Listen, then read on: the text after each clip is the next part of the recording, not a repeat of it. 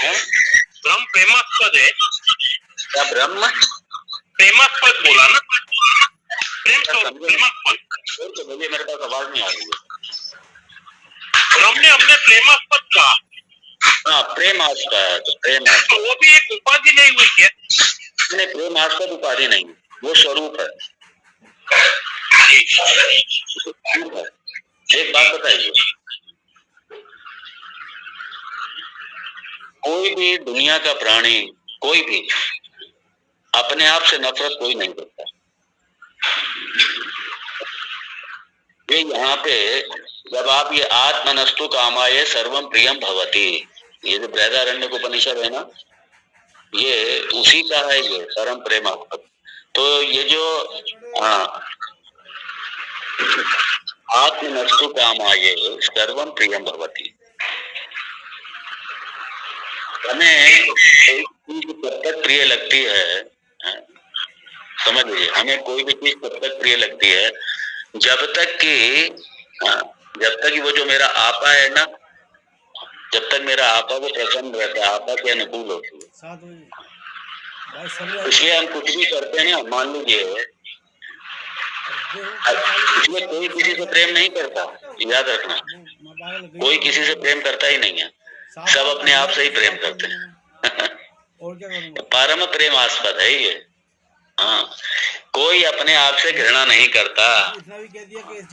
सबसे प्यार अगर कोई है तो आप ही अपने आप को सबसे प्यार है, दूसरा कोई नहीं। इसलिए जो कहते हैं ना ऑल लव, लव का जो लव का मूल है ना, वो आत्मा ही है, प्रेम का परम प्रेमास्पद है वो, परम प्रेमास्पद। बृहदारण्यक अभी क्या है ना, बृहदारण्यक उपनिषद में इसका बड़ा सुंदर वो है। और बृहदारण्यक उपनिषद का जो ये ब्रह्म विद्या का जो अध्याय है, गार्ग्य और मैत्री का, तो ये सारी याज्ञवल्क्य और याज्ञवल्क्य और गार्ग्य, तो या मैत्री याज्ञवल्क्य है, तो ये उसमें पोषण में है, ये समझ गया। आत्मनस्तु कामाय सर्वम प्रियम भवति। कोई अगर अपने पुत्र से प्यार करता है तो पुत्र से प्यार नहीं कर रहा, बेसिकली वो अपने आप से प्यार करता है। तो शायद अगर आप लोगों ने सुना होगा, अगर ये पूरा ये प्रकरण आप लोगों ने ब्रह्म विद्या का अध्याय, तब तो ये निश्चित रूप से स्पष्ट होगा ही। तो इसलिए परम प्रेमास्पद है ये। परम प्रेम में कोई चाह नहीं है महाराज जी, कोई चाह नहीं है। यहाँ चाह नहीं, अपने आप से चाह क्या होगी, यहाँ चाह नहीं होती, यहाँ किसी में ये इसमें ये परम प्रेमास्पद, तो ये तो स्वरूप है, ये स्वरूपता परम प्रेमास्पद है ये, वहाँ चाह नहीं होती, वहाँ ये आत्मनस्तु एवं प्रियम भवति, बस ऐसे मोटे से समझ लो। और कभी कोई अगर आएगा, कोई ऐसा प्रसंग कोई आएगा तो उसको फिर खोलेंगे उसका में, है ना। सबसे प्रेमास्पद तो अपना आपा ही है महाराज।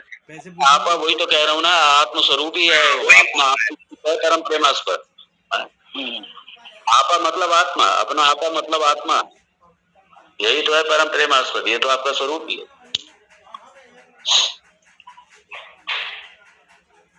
आत्मनस्तु कामाय सर्वम प्रियम भवति। इसलिए मूलतः कोई किसी से प्रेम नहीं करता, अपने आप से ही प्रेम करते हैं। जब तक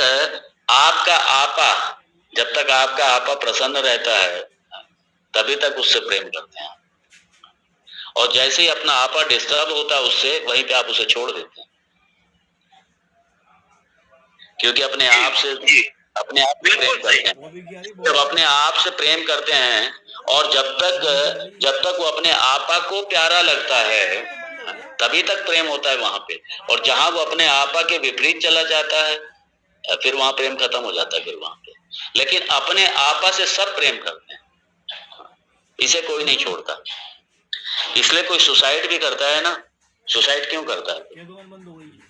उसे अपना आपा प्यारा है, आनंद स्वरूप प्यारा है, अपना आपा मतलब आनंद स्वरूप प्यारा है।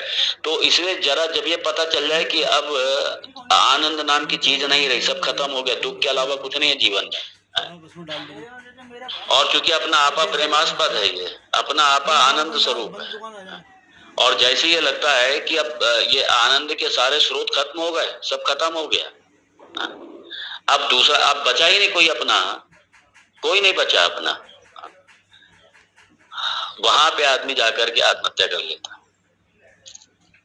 अपना आपा सबसे प्यारा है, अपने आपा को दुखी नहीं देख सकता, वो आनंद स्वरूप है।